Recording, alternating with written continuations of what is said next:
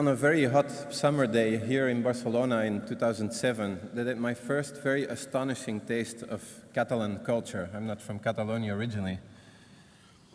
So right in front of me, right in front of my eyes on the town square, out of the crowd, an incredible human tower started to emerge. It was about 8 stories high. It looked like a big mastery, an incredible culture from these territories here. But then when all of a sudden I saw they were sending these little 2 kids all the way to the top, 10 meters high, I was a bit surprised. No? And I'm from Belgium, and I can tell you that in our culture, sending little kids up extreme heights is not on the menu. So, you know, my judgment was pretty quickly formed. No? I kind of thought, what kind of parents let their kids go up there, and why is this practice not illegal here? You know, it seems very dangerous. At the same time, I could also see how for the people practicing this, going together as a community through very challenging moments, you know, defying gravity and building high towers really created bonding. It was a celebration of their culture.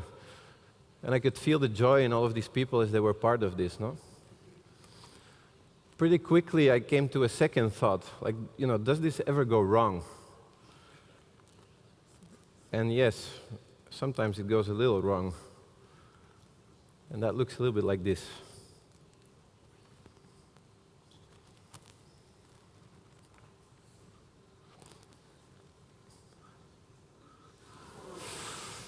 Yes, that's what I thought. So at some point I was even a witness, very sadly, about a pretty serious fall where a child fell a bit sideways and fell unconscious.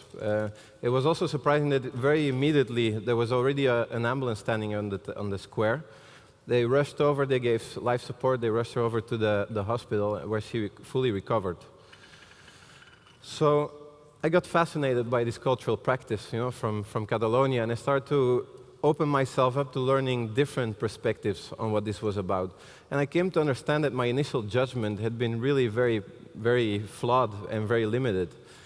And so, you know, I'd always been looking at it from the bottom, not looking up and seeing this height. It looked a bit like a suicide attempt. But then when all of a sudden I changed the angle and looked from the top, I could see that actually this whole support structure at the basis of it revealed that there's incredible skill, incredible human technology that has been accumulated over 200 years. This is a 200-year-old tradition here. And it had been passed on from generation to generation. I looked on the internet and I found that only there had been 5 fatal outcomes in 200 years and hundreds of thousands of human towers, castellers, built on the squares. And compared to some high-risk sports like many of us practice, like skiing, for example, this is a pretty safe risk rate. And it was because the government here understands this perspective that in response to a fatal outcome, for example, when in 2006, they didn't say, we're going to ban this practice. What they did was, how can we make it safer? So what they did is they made the helmet mandatory, for example. And if there's no available ambulance on the town square, there's not going to be human towers that day. So imagine they would have, you know, based their policy on my very limited initial perspective that I had. Probably they would have driven it underground. They would have made it illegal. There would have been no safety standards. There would definitely not have been an ambulance waiting in case something would go wrong. And they would have been criminalizing people for practicing a cultural practice that's very dear to them.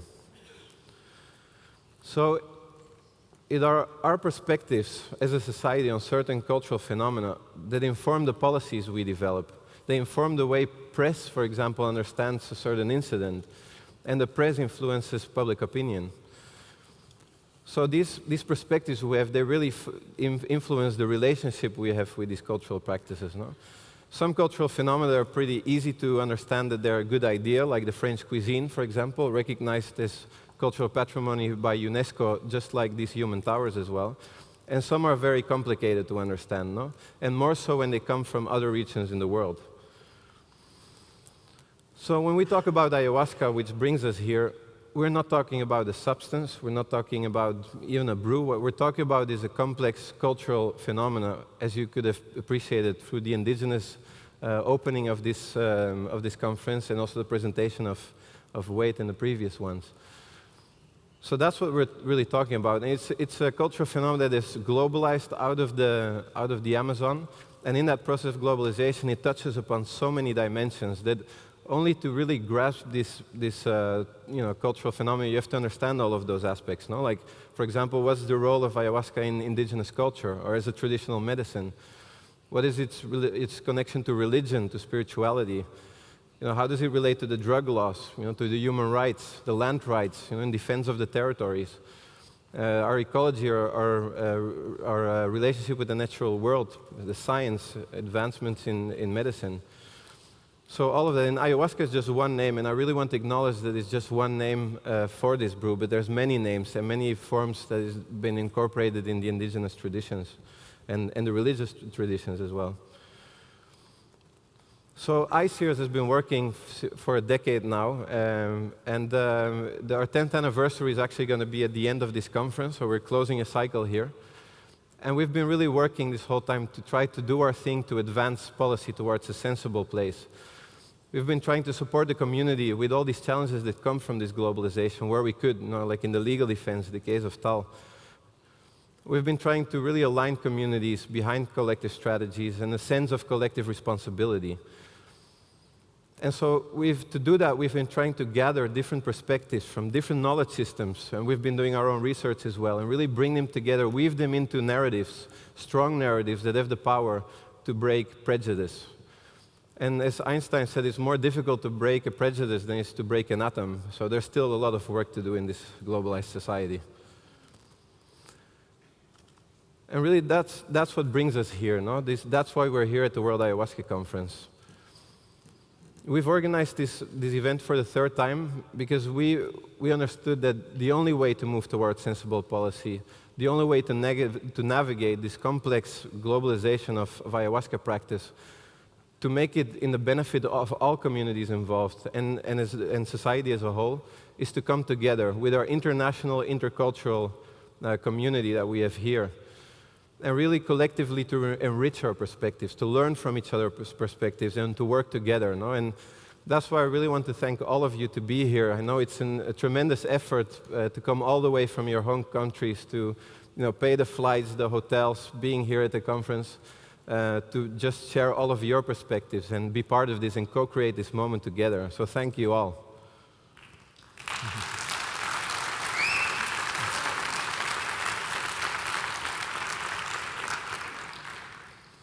So as we have appreciated this morning, ayahuasca and other traditional plants, they've been integral parts of indigenous communities for centuries and millennia, and they've been so important for the survival for the community, keeping the health of the community and the protection against threats from the outside and inside.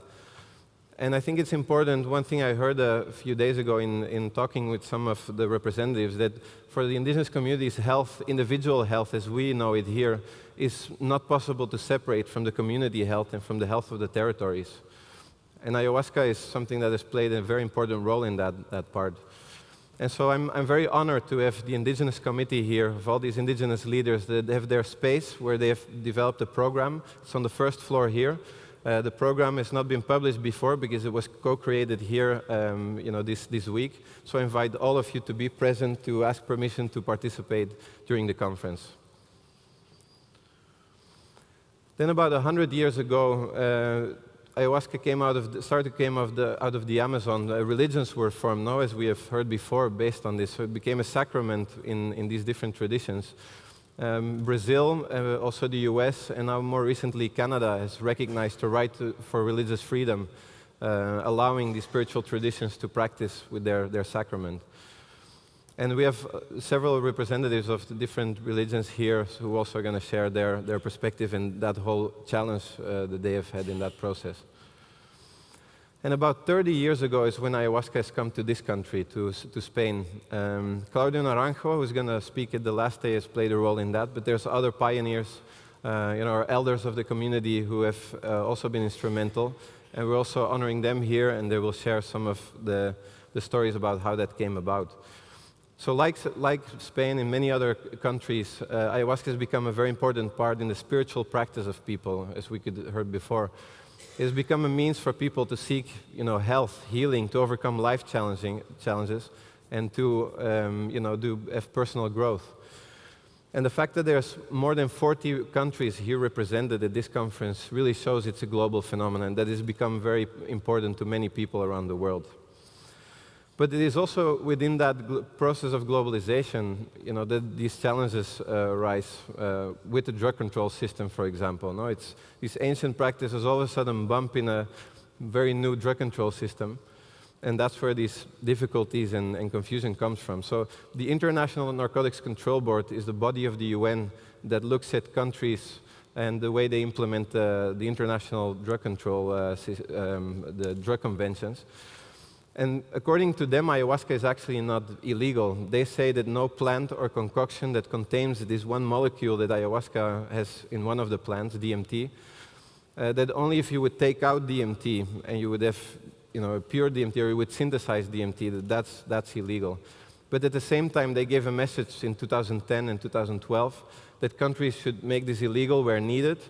They framed this in the framework of recreational, problematic drug use that's a threat to public health. They talk about fake spiritual tourism of people going to South America to meet the cultures there.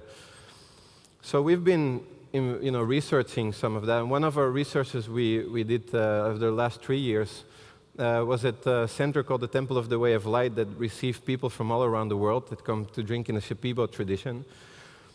And on the 661 participants, we asked, what is your motivation to come here? The INCB said it's all about recreational purposes and escapism and problematic drug use, but actually 0% of all of these participants indicated that. And the average age for people to come to ayahuasca for the first time was about almost 39 years old. So this is not a youngster seeking new experiences phenomenon. It's a very different reality. Also, another study we just published, and my colleagues, José Carlos Bozo, who's our scientific director, and Rafael Guimarães will later give more information about all the science we know. But they, in a recent study, they looked at 380 people who participated in ayahuasca ceremonies here in this country, and they used public health indicators that are also used to measure the health of the general population. And what they saw is that actually those communities, they have good coping mechanisms to deal with challenges. What they have is also a good subjective health. They have a healthy lifestyle. 51% indicated that they had reduced the use or eliminated the use of pharmaceuticals after they started engaged with the ayahuasca ceremonies. So in our conclusion is not that ayahuasca is per se causing this. Our conclusion was that this shows that ayahuasca can be a perfectly integrated practice in different communities and not pose a threat to public health, but actually these are healthy, well-functioning communities. And scientific research has very consistently shown over the last 2 decades, more or less, that ayahuasca, if used in responsible settings with the right screening and context, actually has a good safety profile from a psychological and physiological point of view. So, the fact that all of this science really indicates something different, it doesn't take away that this has DMT in it. And so that's where, like cases of Tal and Adrian, there's been many more. No? And to give you a bit of a sense of how these very opposing perspectives play out in the court case, in court hearings, I want to show a little fragment of my documentary. It's called Ayahuasca Reframed, which is going to be shown here tomorrow afternoon with a panel of our team and people who have suffered these prosecutions.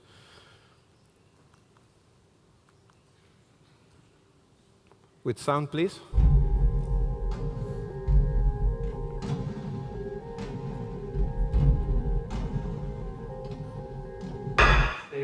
Iniciamos el juicio oral.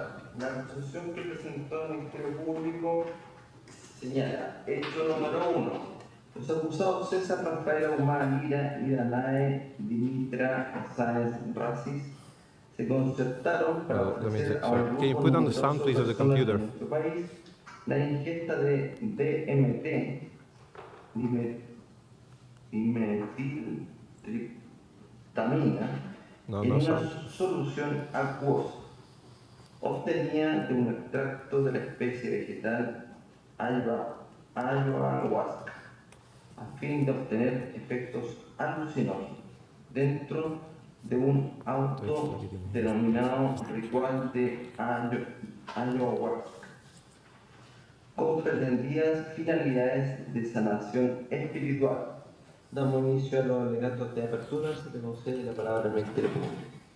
Promueven, incitan y distribuyen en forma coordinada y sistemática cantidades relevantes y riesgosas para la salud de drogas ilícitas, psicoactivas, que además tienen propiedades alucinógenas y que promueven, incitan, no distribuyen en forma coordinada y sistemática cantidades relevantes y riesgosas para la salud de drogas ilícitas, psicoactivas, con un clarísimo fin de lucro, tienen propiedades alucinógenas y que por ninguna no tienen ningún tipo de intencionalidad correcta, sino que es su elaboración de distribución con un clarísimo fin de lucro, como ocurrió en una sustancia tremendamente. La distribución está prohibida en cuanto a su elaboración, distribución, uso y consumo terapéutico. Es una sustancia tremendamente riesgosa. No existen estudios recientes sobre ella para uso terapéutico alguno conforme a la ciencia. E incluso no existen estudios recientes sobre ella para darle seguridad. E incluso por hablar de las bondades pseudo existe una baja percepción de los consumidores, existe una baja percepción de los consumidores y debido al aprovechamiento de este discurso por la naturaleza. So that's the reality that we see in the court cases, no? And this gives you a bit of a sense on how the numbers are. So in the last decade, there's been about 147 cases that we are aware of. I'm very sure there's more. And we were aware of about 10 or so in the decade before. Obviously, we don't know how that relates to the incrementation of ayahuasca use around the world. But this has become, specifically in 2010, there became a big wave. And actually, Spain has been the country with most legal incidents, even though almost all of them, except for one, ended up very positively. So in response to this, we, in 2010, got for the first time involved in ayahuasca legal defense, and the documentary is about that first case in Chile.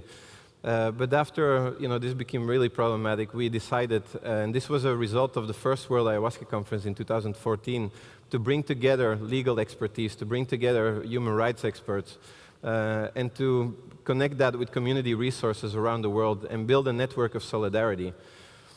In that sense, we tried to turn the challenges that come with these legal situations into opportunities to educate judges, prosecutors, lawyers, but also everybody around the cases, like journalists covering the cases or ambassadors when the embassies got involved, sometimes a UN diplomat or local academics and health experts.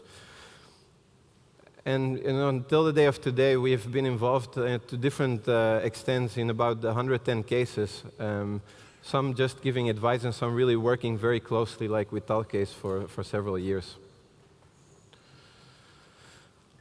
So back to the Castel. So for me also, if you look at this, this is really a manifestation of what is possible, what can be achieved when a community aligns behind a common vision. And incredible things can happen. You can even defy very strong opposing forces like gravity and still reach very high up in the sky. And Catalonia here has been a place where strong grassroots movements have achieved a lot of change. One of them is actually that this place is one of the best drug policies of the world. They are very humane, they're human rights focused.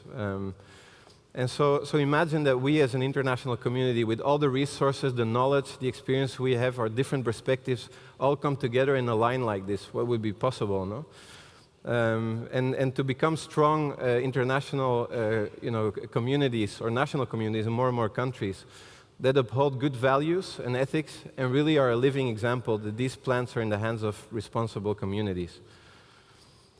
So it's like Alan Kay said, the best way to predict the future is to invent it. No? And that brings us to the question is, what do we want for the future? That's a central question also here at this conference. At ICEERS, we've been working for the last 3 years or so to accompany and to try to seed processes of self-regulation, of alignment of different communities in different countries. And really thinking about that, what do we envision for the future of ayahuasca? And we envision one where these practices are integrated and valued in the global society in a way that honor cultural diversity and that are reciprocal towards the traditional medicine carriers, the sabedores and sabedoras of the indigenous world.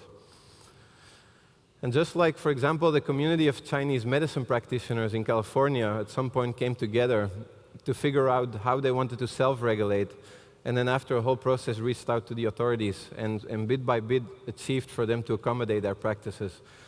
That's also possible for this community, And our experience is that the core of ayahuasca, practitioners around the world, that they're very eager, they're very worried about problematic practices, about the big commercial endeavors that some companies have, and that they really want to work together, hands in hands with policymakers to build that future. And we are very committed to help to achieve, these processes to advance. And lastly, if you have the privilege here in the Global North to have positive, healing, transformative experiences with ayahuasca, I think a very important question needs to come after that. No? What are you going to do with that for the benefit of the whole world? Last week, we did a pre-event with the first people arriving from the indigenous committee, which was Rubiela and Miguel, who opened the conference here in the indigenous committee.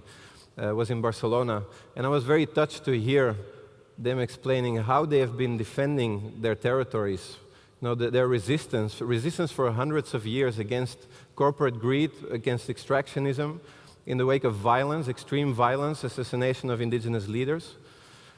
They have been resisting that, And these people are recognized as being on the verge of extinction.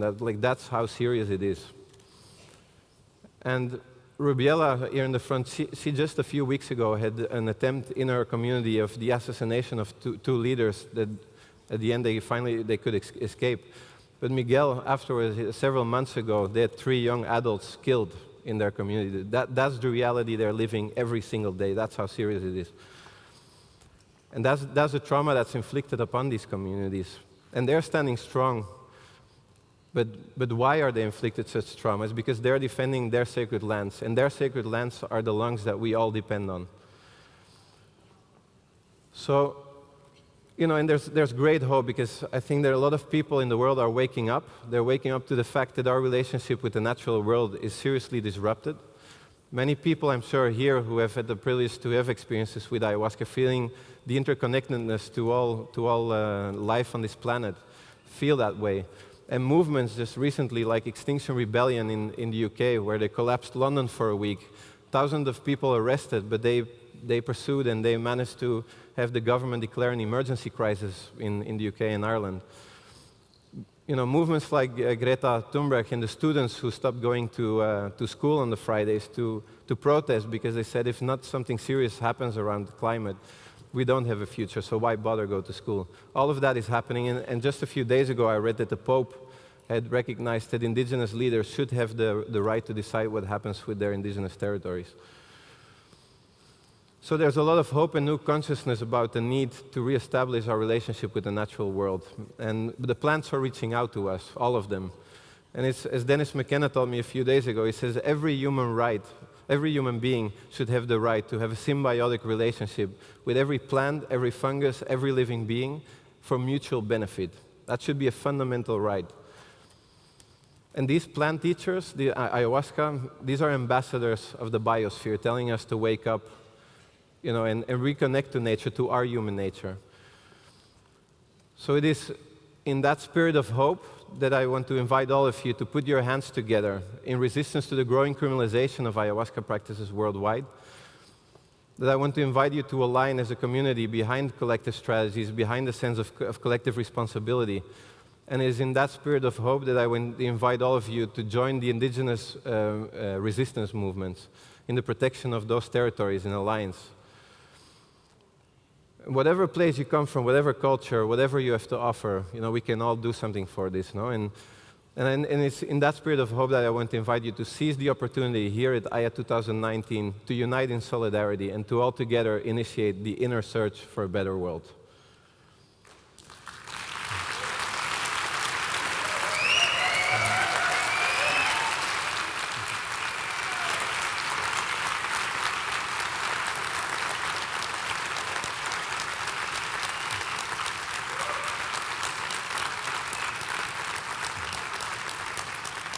And as we're going to work all together through this 3-day ceremony here, at the same time also invite you to celebrate the incredible artistic expression that comes out of this beautiful ayahuasca culture.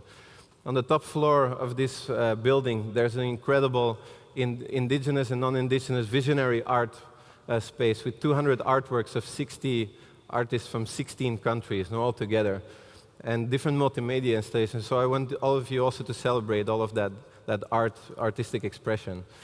So I wish you all a very inspiring and nourishing and incredible Aya 2019. Thank you.